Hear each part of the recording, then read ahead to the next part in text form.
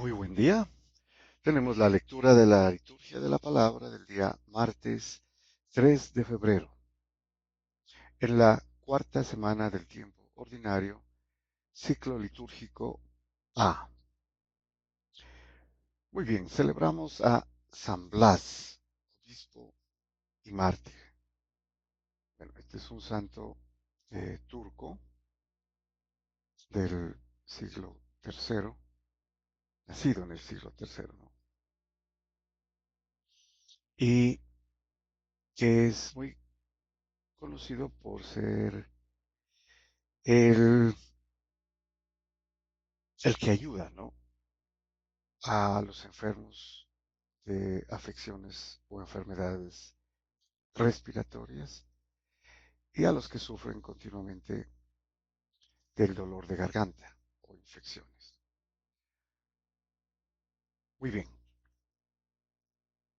vamos a la primera lectura y continuamos en este ciclo ordinario con la lectura del segundo libro de Samuel.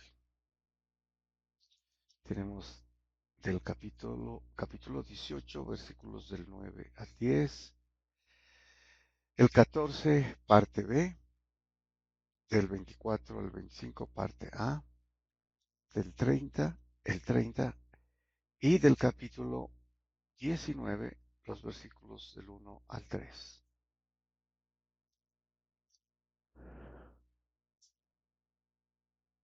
Muy bien, aquí habría que corregir, ¿no? Del 30 al 32 del capítulo 18, según la notación, es el versículo del 30 hasta el finalizar el capítulo, ¿no? Sería el versículo 32. Y luego, empezando el capítulo 19, versículos del 1 al 3. Muy bien. Nos dice el segundo libro de Samuel. En aquellos días, Absalón se encontró frente a los hombres de David. Bueno, aquí hay necesidad de un poco de contexto. Recordemos, Absalón es uno de los hijos del rey David, no con Betsabé, no, es con otra mujer, de sus esposas. Y él se había rebelado contra su padre, el rey David, y quería eh, destituirlo como rey, de hecho matarlo, ¿no? Y emprendió una batalla en contra de David y su ejército, porque él se había hecho su propio ejército, ¿no?, que era eh, parte de lo que sería luego el reino del norte. Bueno, entonces nos dice el relato, continuando con Absalón, ¿no? Montaba un mulo y al pasar el mulo bajo el ramaje de una gran encina, su cabeza se enganchó en la encina y quedó colgado entre el cielo y la tierra, mientras el mulo que montaba siguió adelante. Bueno, aquí también entonces nos faltaría una parte del relato. La liturgia solamente incluye esto, ¿no?, lo que estamos leyendo. Sin embargo, es bueno, ¿no?, eh, conectar un poco con la parte contextual. Bien, el ejército de David ya había vencido al ejército de su hijo, de Absalón. Sin embargo, como David había quedado en la ciudad, no salió por recomendación de los mismos jefes del ejército, el ejército de David ya había derrotado al ejército de Absalón. Y él, al verse derrotado, huyó, ¿no? Y huyó montando un mulo, como lo dice aquí, ¿no? Entonces, esto sucedió eh, mientras huía, debió ser apresuradamente y se quedó colgado de un árbol, una encina, ¿no? Y el mulo siguió adelante. Bueno, alguien lo vio y avisó a Joab. Joab era el jefe del ejército de David, de uno de ellos, ¿no? He visto a Absalón colgado de una encina. Cogiendo Joab 3 venablos en la mano, es decir, 3 dardos o 3 flechas, ¿no? Los clavó en el corazón de Absalón. Bueno, ahí terminó entonces. No solamente eso, él todavía quedó vivo, ¿no? Eh, pero luego lo remataron, ¿no? Los soldados de Joab. David estaba sentado entre las dos puertas. Él, el vigía, subió a la terraza del portón sobre la muralla, alzó los ojos y vio a un hombre venía corriendo en solitario. Y vio que un hombre venía corriendo en solitario. El vigía gritó para anunciárselo al rey. El rey dijo, si es un solo, trae buenas noticias en su boca. Cuando llegó el cusita, dijo, bueno, este era un etíope, ¿no? Que Joab había enviado con alguien más, ¿no? Para dar la noticia. Pero el cusita se adelantó al otro y le dio la noticia. Entonces el cusita dijo, reciba una buena noticia el rey, mi señor. El Señor te ha hecho justicia hoy, librándote de la mano de todos los que se levantaron contra ti. El rey preguntó, ¿se encuentra bien el muchacho Absalón? Bueno, recordemos también que el rey David les había recomendado que así él estaba luchando contra el ejército de su hijo, de su mismo hijo, ellos debían protegerlo, ¿no? Y no atentar contra su vida, de tratarlo bien, y lo cual pues eh, aparentemente no obedecieron. Bueno, entonces lo primero es preguntar por el hijo, ¿no? ¿Se encuentra bien el muchacho Absalón? El cusita respondió, que a los enemigos de mi señor el rey y a todos los que se han levantado contra ti para hacerte mal, les ocurra como el muchacho. Entonces el rey se estremeció, subió a la habitación superior del portón y se puso a llorar. Decía al subir,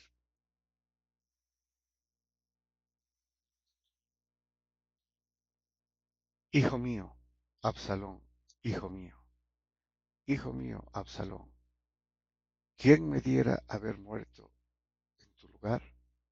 Absalón, hijo mío, hijo mío. Avisaron a Joab, el rey llora y hace duelo por Absalón.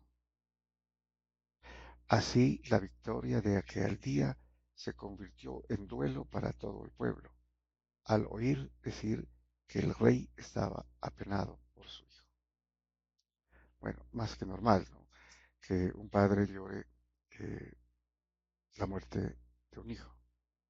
Así este ha sido con quien contra quien estaba luchando. Eh, Interesante también lo que dice David. ¿Quién me diera haber muerto en tu lugar? O sea, expresa que él hubiera querido morir. Pero esto obviamente que contravenía todo lo que era el reino, ¿no? Si no hubiera sido así y Absalón hubiera sido el rey, que esa era su pretensión, destronar a su padre, entonces hubiera cambiado toda la historia, ¿no? Bueno, vamos al Salmo responsorial. Tenemos el Salmo 85, cuyo responso es, inclina tu oído, Señor, escúchame. Como podemos ver por el responso, este es un salmo es un lamento, ¿no? Y una súplica que hace alguien que está perseguido. Y se lo atribuye al rey David, ¿no? Cuando era perseguido también. Por Saúl inicialmente y también por su hijo. Nos dice el salmista, inclina tu oído, Señor, escúchame, que soy un pobre desamparado. Protege mi vida, que soy un fiel tuyo.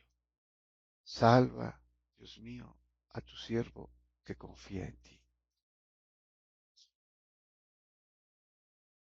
Piedad de mí, Señor, que a ti te estoy llamando todo el día. Alegra el alma de tu siervo, pues levanto mi alma hacia ti, Señor. Porque tú, Señor, eres bueno y clemente, rico en misericordia con los que te invocan. Señor, escucha mi oración, atiende a la voz de mi súplica. Bueno, bastante emotiva, ¿no? Esta súplica, lamento, oración de, de petición del salmista.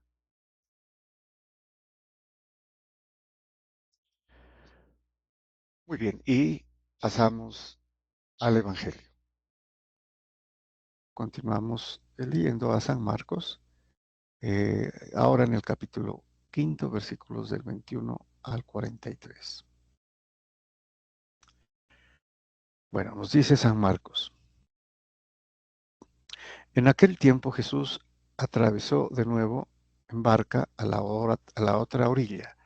Se le reunió mucha gente a su alrededor y se quedó junto al mar.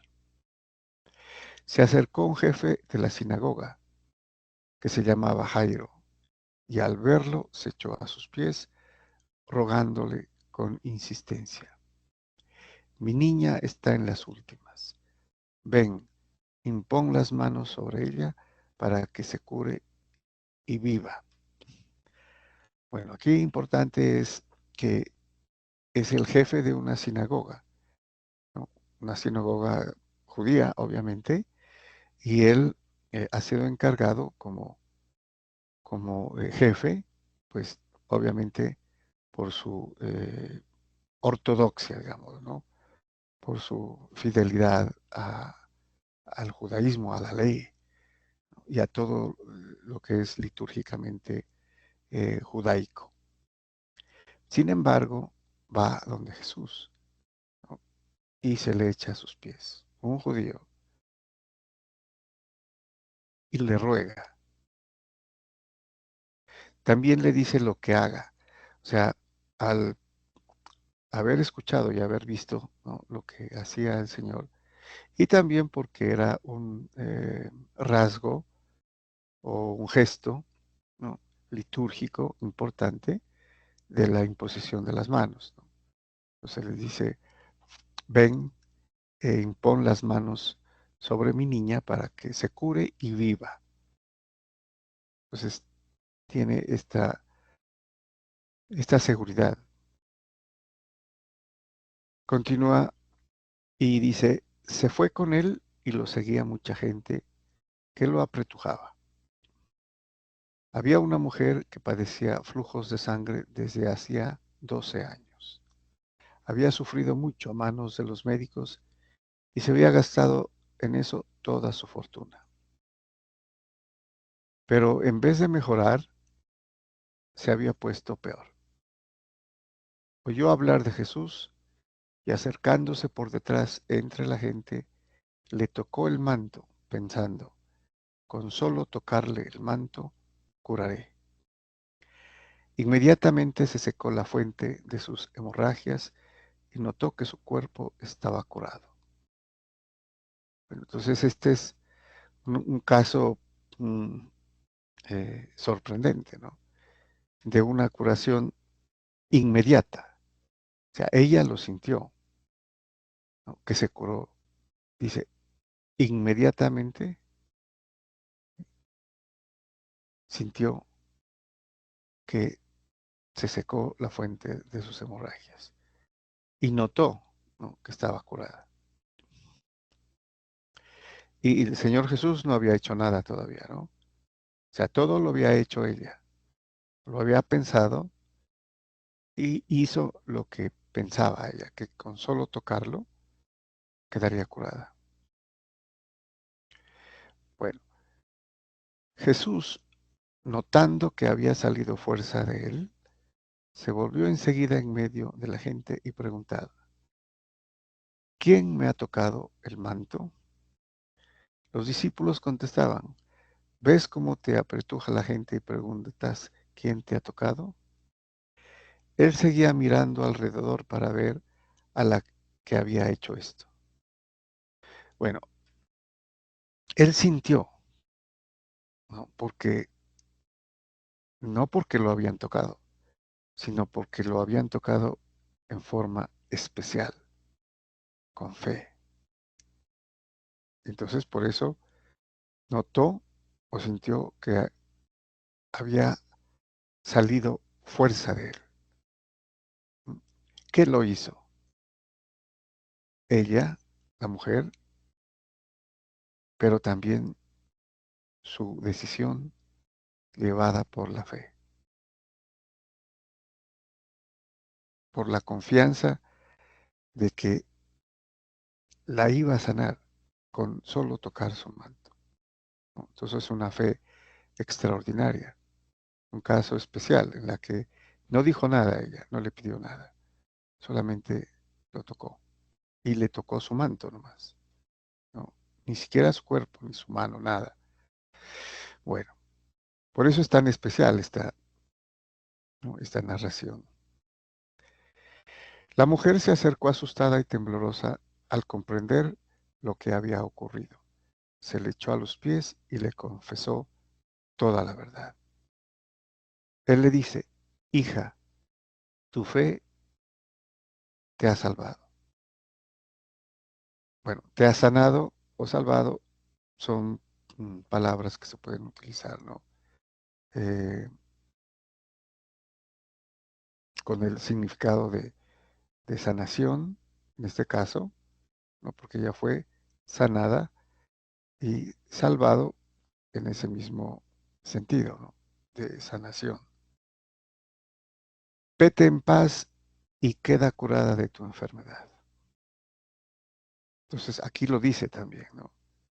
Vete en paz y queda curada de tu enfermedad. Todavía estaba hablando cuando llegaron de casa del jefe de la sinagoga para decirle: tu hija se ha muerto, ¿para qué molestar más al maestro? Jesús alcanzó a oír lo que hablaban y le dijo al jefe de la sinagoga: no temas, basta que tengas fe. Entonces hay que recordar que el jefe de la sinagoga sí le dijo lo que haga, como un ritual de los judíos, ¿no?, especialmente de un rabí y que hacía milagros. La hemorroísa no hizo nada de esto, ¿no? Lo hizo en silencio. No permitió que lo acompañara nadie más que Pedro, Santiago y Juan, el hermano de Santiago. Llegan a casa del jefe de la sinagoga y encuentran el alboroto de los que lloraban y se lamentaban a gritos. Después de entrar les dijo: ¿qué estrépito y qué lloros son estos? La niña no está muerta, está dormida. Se reían de él, pero él los echó a todos y con el padre y la madre de la niña y sus acompañantes entró donde estaba la niña, la cogió de la mano y le dijo: Talita Kumi, que significa contigo hablo, niña, levántate. O sea, sería niña, levántate, ¿no? Pero al hacerlo imperativo, ¿no?, levántate, ¿no?, se antepone el contigo hablo, ¿no? A ti te digo, a ti te ordeno, levántate. La niña se levantó inmediatamente y echó a andar. tenía 12 años.